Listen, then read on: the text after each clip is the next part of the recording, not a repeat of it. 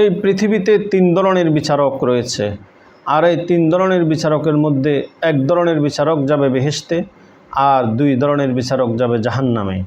এদের সম্পর্কে রাসূল করিম সাল্লাল্লাহু আলাইহি ওয়াসাল্লাম পবিত্র হাদিস শরীফে কী বলেছেন, আসুন আমরা সকলেই পবিত্র হাদিস থেকে শুনি।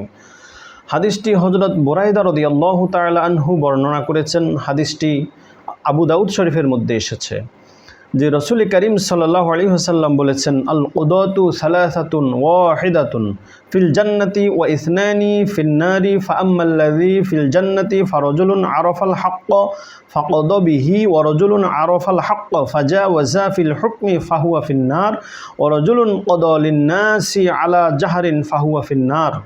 অর্থাৎ রাসূল করিম সাল্লাল্লাহু আলাইহি সাল্লাম বলেছেন, এক শ্রেণীর বিচারক হচ্ছে তারা যারা ন্যায় অন্যায় ভালোভাবে জেনে বুঝে যেটা সঠিক সেই রায়টাই দেয়, ওই শ্রেণীর বিচারক জান্নাতি।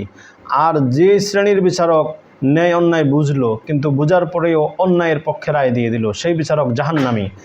এরপরে আরেক শ্রেণীর বিচারক হচ্ছে যে ন্যায় অন্যায় কিছুই বুঝলো না কিন্তু আন্দাজে একটা রায় দিয়ে দিল, এই রায় দেওয়ার কারণে সেও জাহান্নামী। সুতরাং আমাদের সকল বিচারকগণ গ্রাম্য পর্যায় থেকে আন্তর্জাতিক পর্যায় পর্যন্ত সকলকেই সচেতন হওয়া উচিত, খুবই সাবধান হওয়া উচিত। কেননা আপনাদের একটা রায়ের কারণে কোনো মানুষের জীবনে কখনো সুখ বয়ে আসে, আবার কখনো তাদের জীবন ধ্বংস হয়ে যায়।